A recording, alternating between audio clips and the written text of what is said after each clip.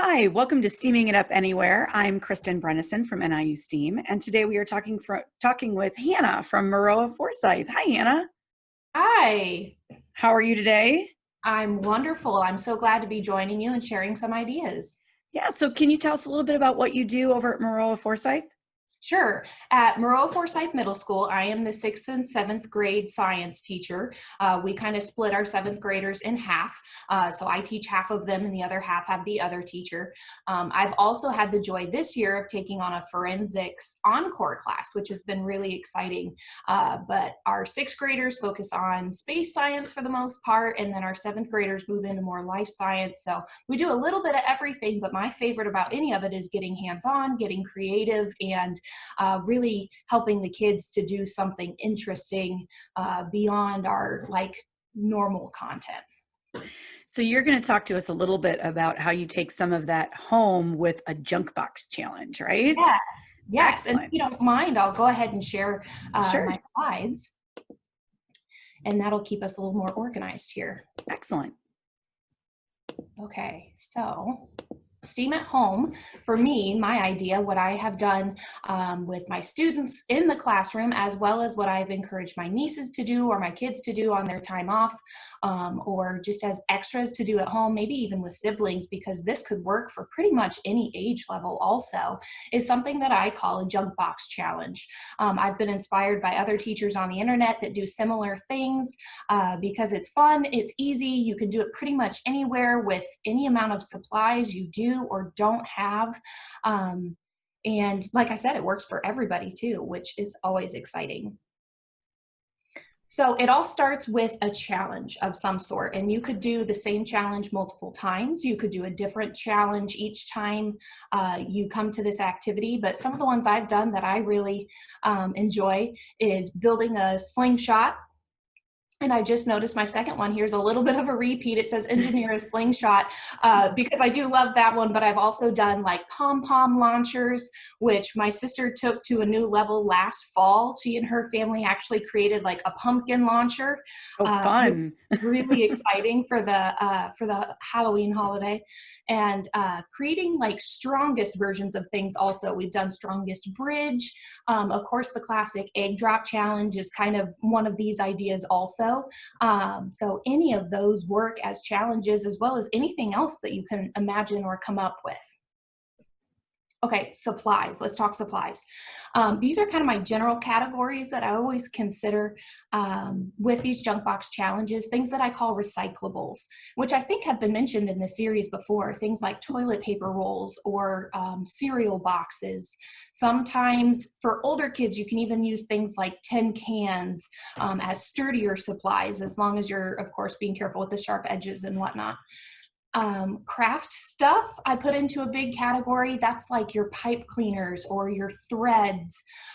Sometimes even things like paint can come in and come in handy and also be really fun because you can make it more artistic also. I have a category that I have a lot of at this point right now. I have a 2-year-old, so birthday party stuff left over that I call party supplies. That could be things like your plates, your cups, your spoons and forks, things like that that get left over that you have all different sorts of colors and arrangements of, but also things like balloons or those paper streamers that you can get. Those can come in handy a lot of the time too with this junk box challenge. Kitchen bits are things like foil. Let's see, saran wrap is another one that I consider kitchen bits. I always manage to have a hoard of rubber bands in my kitchen. Those are always handy in a junk box challenge. Toy supplies are where I group all of the like building supplies like Legos or Connects or other toy-like items that also can be handy with building and creating. It's also a And great way to use some of those Happy Meal toys or yes. cheap toys that you get at restaurants that are now piling up in in the kids' room. For sure, especially if you're doing a challenge with like building a protective structure or building I've seen a challenge kind of like this where you have to build a boat that supports a character. That's a great place that you can use things like that too. And then connecting pieces, that's your tape, your glue, your rope, all of those pieces that are going to hold it all together for you. And I find it really fun too with the connecting pieces to limit the amount that are given in this project. So yes, you can use tape, but you can only use a meter of tape, or you can only use a foot of tape, depending on how challenging you want it to be. Here's a little bit of an extended list of supplies that as we built kind of a STEAM area in our school, we sent out to parents to say, hey, if you have any extras of this stuff, we would love to collect it for the school. And we have collected quite a bit. And some teachers have even started using that room to do little builds and connections within their content area to encourage STEAM in classrooms other than my own, other than science. So this is a little bit of an extended list for anybody that's interested in the things we collected. This was my first junk box buy in my very first classroom. This was a couple years ago. Things that I picked up, I think this was all dollar store items that I picked up to create kind of a junk box I had in my room, like a big Rubbermaid full of these things. And the kids found ways to use them that I never even thought of. So like things that I didn't think would come in very handy. Like what was one of the ones that surprised me? The cheesecloth. I don't even remember how they used it, but I bought it as like, well, it's like a fabric kind of, and then they used it in some really creative way. And I was like, wow, that's amazing. I like the So pool noodle in there as well. It's like, there's yeah. amazing, the different things you can do with a pool noodle. Mm-hmm. Oh yeah. And those seasonal supplies too, like you might not be able to find them super cheap all the time. So like if you find that it's helpful with a junk box challenge, buy them up when they're cheap and while you can. Absolutely.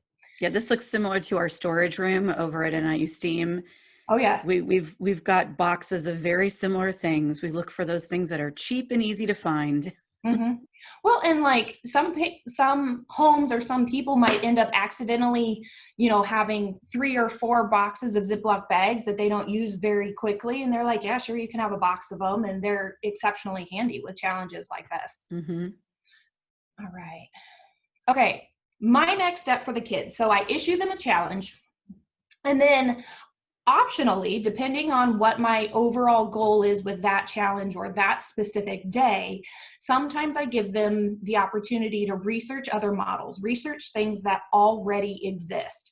So if they're building a bridge between 2 desks that has to support the most weight, and it's kind of a not a graded challenge, but it's a direct competition where they're trying to make the best one. I might give the opportunity for them to look at real bridges or to look at bridge design teams I've seen compete before. Maybe they look those up to find the best structures. So when I do that, I often give them a time limit, like, okay, you've got 5 minutes that you can research and try to find good ideas, a good starting place for yourself. Not necessary. And if you're doing something at home just for fun, not something that you have to do, but it can be helpful if you're trying to help them find the best version of what they're creating. Okay, necessary every time in my classroom based on this challenge is they have to make a plan. I don't mind if their plan is something visual, if they sketch things out, if they kind of plan out their parts and their pieces and their connecting places, or if they're a list maker that they think, okay, if I'm building a bridge, I want to build the deck first and then the supporting parts, and I want to go from this side to that side. But they have to have some sort of a plan. And this is time that I'm active with them. I'm checking their work when I'm in the classroom, or if I was doing it remotely, like we've been learning right now, it would be a multi-day process where, okay, your first part of this assignment is you submit your plan to me. And then once that plan is submitted, then I would accept their final projects, whether it's pictures or a video that they're sending it to me with, or however they're sharing it. So planning is a huge part of this process.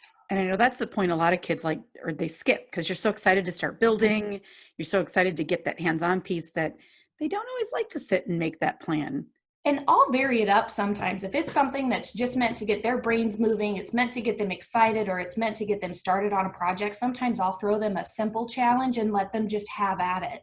But what's funny is it's often group work that they're doing this in, partners or triads, or sometimes even groups of 4 or 5, that if they just hop into it, they accidentally cut a balloon in half and then realize halfway through building, they're like, oh no, we needed that whole balloon. Mm-hmm. So they have to rethink, or they have to get creative with trading with another group, which is a optional part of this activity that I do every once in a while, but not all the time. So there's just so many different ways that you can vary this. You can make it your own. You can make it fit your household or your classroom or your family, however it's, you know, being shared and working out. But when it's a formal process, we will plan it out each time. Okay, next in the process, build it. Build it, see how it goes. These are some examples. I think they were slingshots this time that they were building. So build it out, see if things go together the way that they expect them to. If they don't, refine it. If it does go together, start testing it. See how well it works, or how well it doesn't work, maybe. And at this point in the process is usually when they're kind of looking around at everybody else in the room going, ooh, what did they come up with? What works from their plan that I could combine with mine? Or what's not working out well that we should avoid? So they start to get that collaboration with other groups, sometimes very willingly, and sometimes not so much, where there's groups that are kind of shielding their work and trying to keep it, you know, away from everybody. But I always encourage them along the process that if they figure out something's not working or something's going to go wrong, like, that's okay. That's real life. Refine it, change it, start again. If it's a project that they're allowed to trade supplies or buy more supplies, because we do that sometimes, then they can make those switches during the process. I'm a big believer in learning in the struggle, or learning from failure, even, in a way, because when something doesn't go the way you expect it, you learn something from that. You figure out a new way to approach it, or you're forced to rethink what you thought was right before. And they're uncomfortable in that space. They don't appreciate that space, but when it all just goes right, they're like, okay, I was right. There's not as much learning happening there. Yeah, we talk a lot about that too, the putting students into productive struggle, Yes. and watching that fine line between when the failure is moving the learning along and when the failure is reaching the frustration level, and what you can do to help without give the answer. Right. Absolutely. Nudges in the right direction Mm-hmm. without just giving the solution or a potential solution. Absolutely. Okay, there's lots of extensions that can be done with this too. Things that I do when I'm focusing on a math connection in my class is gathering data and analyzing that data. So if they've built a slingshot, how far did it go? If you test it 5 times in a row, are you coming out with the same solution, or are you coming out with a lot of variance in your results, and why might that be? We'll compare data within a full class of students, or even between different class periods, to see who's performed the best. Why might that be? So the math component can really come in with that data collection piece. Sharing results is something I always encourage them to do, that they will sometimes, not all the time. You know, I'll tell them, use Snapchat, use TikTok. I don't mind how you share it, but share it out there somehow so that you can get information back from other people your age or other people in the world, because collaboration is such a huge part of science and medicine and so many careers that I think is understated in some ways, because kids are like, yeah, people talk, but they don't really see how or why or Mm-hmm. when. Yeah, we So like to say that even the best engineer that comes up with the best solution, it's not really a solution unless it gets shared out there. It yes, doesn't solve anything if it hasn't been shared. right, right. And they're seeing great examples of that right now with everything Mm-hmm. that's going on, which is good. Kind of to go along with that, I'll encourage them to challenge a friend. Turn to somebody in another class that isn't doing the challenge, or turn to a sibling at home, or a cousin who lives across the United States or in another country, and see if given the same challenge and the same starting point, if they come up with a similar design or solution, or if theirs is very different. And I think they start to see that there is way more than one way to build any of these challenges, which is probably the best part. You can alter or expand the challenge, and I've mentioned some of those as we go along. You can limit their number of supplies. You can allow trades and bartering between groups. All different sorts of ways that you could make this fit, even business study goals, which I think that's so fun that you can pull in so many different areas into a simple challenge like this.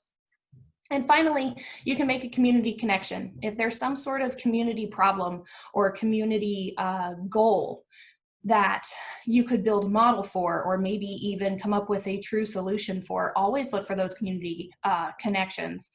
There's the great example on the internet right now of people with 3D printers that have been building the mask holders for medical personnel or for first responders and all of that.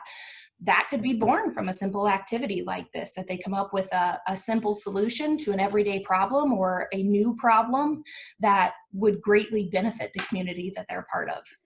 Well, I could even see an extension where, especially in the situation we're in today, is let the students identify the problem they have in their home, and using materials that they have, develop a solution. So you've got kind of that personal connection as well.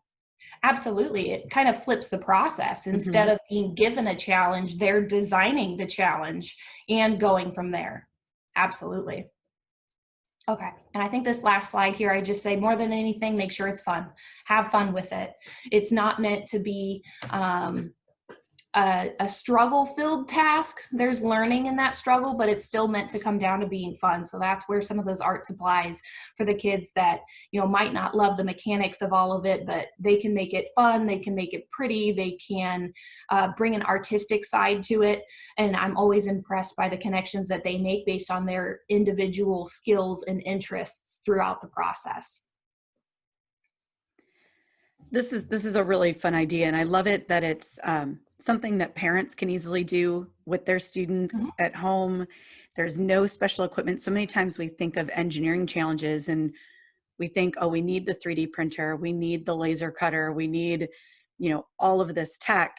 And really, you can get to it with whatever you've got around, and to have a fun building session. Right, absolutely. And, if you come up against the wall of a plan that was in place that you needed tape for, and, we used the last of the tape, that builds into the process of, okay, instead of tape, what can you use? What can you come up with to fill that need? It gets them thinking about how to use everyday items in different ways. So Absolutely. building that creative thinking. It really does.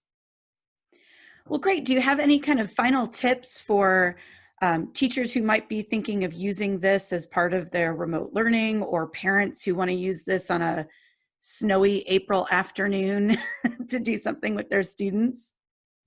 Sure. I tried at least the first time to do it to have a task in mind. So pick something that seems easy enough to build, like maybe you have those little pom-poms at home. Okay, build me something to launch this as far as possible. So come up with that simple idea to get started with. Decide as the teacher or as the parent how strict you want to be with it or how open you want to be with it, and then follow that through. If you want to be strict with it, then you lay out the supplies, tell them they have whichever amount of time you want them to have, and go for it. If you're looking at it from a remote learning perspective, I do recommend doing it on a multiple day sort of assignment, because you never know when the students might be completing that work. And say, okay, day one, make a plan for a pom-pom launcher. Or if you're doing it remotely, maybe that's a balled up piece of paper or a receipt or something like that, because we're not sure what all of our students have at home right now. And then day two, they could move on to actually actually submitting some sort of first build. Something I don't remember if I mentioned is the peer review component of this. So perhaps after they've submitted a plan, you share all of those plans in a big collaborative space, or they share it with one of their friends if you don't want to do it in a big collaborative group, to see if their friend can offer suggestions to improve it, or even just feedback and support of, oh, that's a great design. I didn't think of making it like that. And that way they're getting the instantaneous conversation back from each other, because that's one of the things they're missing most at this point. Yeah. Aren't we all? Right. Well, this was fantastic. Thank you so much for sharing your idea and your experiences with us. We really appreciate it. And good luck with the rest of the semester and have Thank you. fun. Thank you.